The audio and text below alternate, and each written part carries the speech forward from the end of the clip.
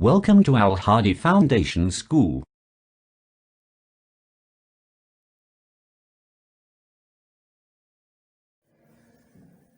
बिस्मिल्लाहिर्रहमानिर्रहीम class 9 biology unit number 3 biodiversity. आज का हमारा टॉपिक है द 5 किंगडम्स। जैसे कि हमने पिछले लेक्चर में देखा कि 1967 में रॉबर्ट विटेकर ने 5 किंगडम क्लासिफिकेशन सिस्टम इंट्रोड्यूस कराया था, जिसमें 5 डिफरेंट किंगडम्स में ऑर्गेनिजम्स को पहले उनके करेक्टर, उनके मोड ऑफ न्यूट्रिशन और उनकी सेलुलर ऑर्गेनाइजेशन के लिहाज से डिवाइड किया गया था। लेकिन 1988 में मार्गुलिस और श्वार्ट्ज ने जेनेटिक्स को बेस बनाते हुए ऑर्गेनिजम्स को और ज़्यादा मॉडिफाइड तरीके से 5 किंगडम्स में डिवाइड किया था। अब हम सारे किंगडम्स को डिटेल में देखेंगे। फर्स्ट किंगडम हमारे पास है किंगडम मोनेरा। किंगडम मोनेरा में प्रोकैरियोटिक ऑर्गेनिजम्स आते हैं। मोनेरा में जो ये ओनली किंगडम है जो अपने पास प्रोकैरियोटिक ऑर्गेनिजम्स को रखता है, यानी इन ऑर्गेनिजम्स के जो सेल है वो प्रोकैरियोट सेल होता है। प्रोकैरियोट सेल यानी वो सेल जिसमें न्यूक्लियस की जो न्यूक्लियर मेम्ब्रेन होती है वो नहीं होती। न्यूक्लियस जो है वो अलग से नहीं होता है ऑर्गेनिज्म के अंदर, और न्यूक्लियस के जो तमाम कंपोनेंट्स हैं वो सेल के अंदर मौजूद होते हैं। सेल कंप्लीट जो अपनी मशीनरी है वो नहीं रखता। मोनेरा जो है ये यूनिसेलुलर ऑर्गेनिज्म से, यूनिसेलुलर मीन्स के कंसिस्ट ऑफ ओनली 1 सेल्स, लेकिन समटाइम्स ये यूनिसेलुलर सिंगल सेल्स अपीयर होते थे as in chain like, sometimes in the form of cluster or sometime in the form of colonies.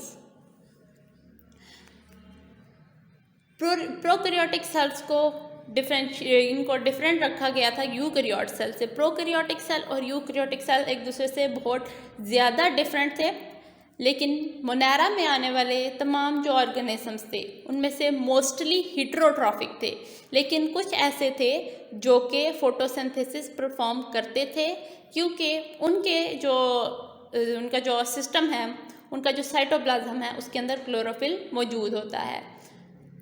इस किंगडम के अंदर जो ऑर्गेनिजम्स हमारे पास एज एग्जांपल आते हैं उनमें हमारे पास है बैक्टीरिया एंड साइनोबैक्टीरिया।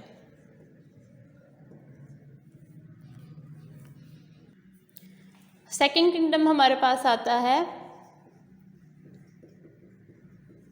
प्रोटिस्टा। जैसे कि हम पहले देख चुके हैं कि किंगडम प्रोटिस्टा में जिन ऑर्गेनिजम्स को रखा गया उनके अंदर एनिमल लाइक कैरेक्टर्स भी आते हैं और प्लांट लाइक कैरेक्टर्स भी आते हैं। किंगडम प्रोटिस्टा में यूकैरियोटिक यूनिसेलुलर ऑर्गेनिजम्स आते हैं। किंगडम मोनेरा में प्रोकैरियोटिक यूनिसेलुलर, जबकि किंगडम प्रोटिस्टा में यूकैरियोटिक यूनिसेलुलर ऑर्गेनिजम्स आते हैं। यूकैरियोटिक यूनिसेलुलर ऑर्गेनिजम्स भी हो सकते हैं, या फिर हम ये कह सकते हैं कि ये यूकैरियोटिक सिंपल मल्टीसेलुलर,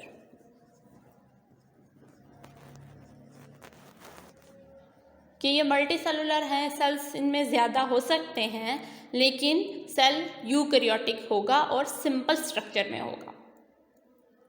प्रोटिस्ट को 3 मेन टाइप्स में डिवाइड किया गया। सबसे पहली जो टाइप रखी गई that is algae.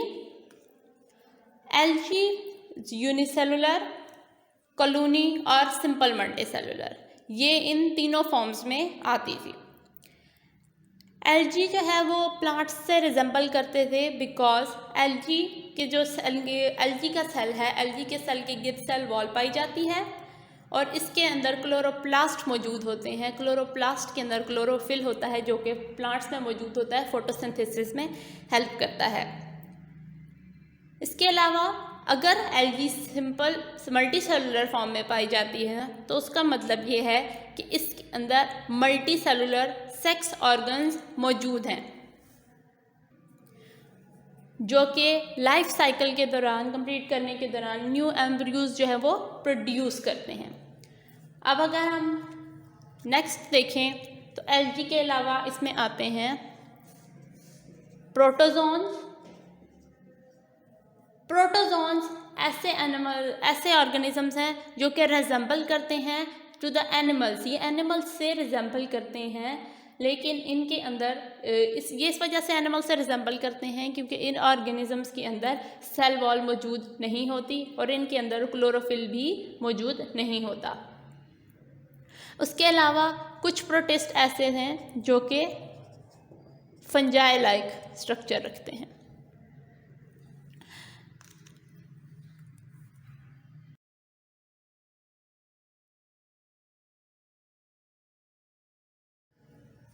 Page number 38। अब हम तीसरा किंगडम देखेंगे which is kingdom fungi. Kingdom fungi के अंदर ये भी यूकैरियोटिक सेल रखता है। सेल मल्टी सेलुलर होते हैं and the third character is they are heterotroph. Means के ये अपना खाना खुद नहीं बना सकते, ये दूसरों पर डिपेंड करते हैं। अगर इनका न्यूट्रिशन मोड देखा जाए, ये इनका सेलुलर ऑर्गेनाइजेशन हो गया। अगर हम इनका मोड ऑफ न्यूट्रिशन देखें तो these are absorptive in nature, यानी ये जो न्यूट्रिएंट्स हैं उनको एब्जॉर्ब करते हैं। फॉर एग्ज़ाम्पल हम मशरूम ले लेते हैं जिसकी जो होते हैं रूट लाइक स्ट्रक्चर्स, वो सारे जो हेयर लाइक थ्रेड्स होते हैं इसके रूट लाइक स्ट्रक्चर होते हैं, राइजोम, वो नीचे सॉइल में से सारे न्यूट्रिएंट्स को एब्जॉर्ब करते हैं।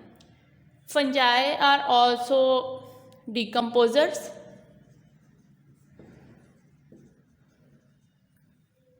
ये ऑर्गेनिक मटेरियल पे लिव करते हैं और ऐसे एंजाइम्स जो हैं सिक्रीट करते हैं जो कि ऑर्गेनिक मॉलिक्यूल्स को आहिस्ता आहिस्ता करके डाइजेस्ट कर देते हैं, इसलिए हम इनको डिकम्पोजर्स की कैटेगरी में भी लेते हैं। फोर्थ किंगडम हमारे पास आ जाता है kingdom Plantae. Kingdom Plantae include all the plants species on the earth. इसके अंदर भी हमारे पास जो ऑर्गेनिजम्स आते हैं उनके वो होते हैं, उनका जो सेल होता है वो यूकैरियोटिक सेल है। These are multicellular and the third इनका जो आता है हमारे पास दीज आर ऑटोट्रॉफ्स। ये अपनी खुराक खुद बनाते हैं। न्यूट्रिशनल मोड इनका ऑटोट्रॉफिक है और लेवल ऑफ ऑर्गेनाइजेशन के लिहाज से ये यूकैरियोटिक मल्टी सेलुलर ऑर्गेनिजम्स होते हैं। ये अपना फूड खुद बनाते हैं, इनके अंदर फोटोसिंथेसिस करने की एबिलिटी मौजूद होती है। इनके अंदर भी मल्टी सेलुलर सेक्स स्ट्रक्चर्स होते हैं जिसके ज़रिए से ये न्यू एम्ब्रियोज बनाते हैं और आगे लाइफ साइकिल को कंटिन्यू रखते हैं। इसके अंदर हम एग्जांपल के तौर पे लेते हैं डिफरेंट फ्लावरिंग और नॉन फ्लावरिंग प्लांट्स को। मीन्स के angiosperm, gymnosperms, mosses, liverworts, horsetails etcetera. Last kingdom है हमारा किंगडम एनिमेलिया।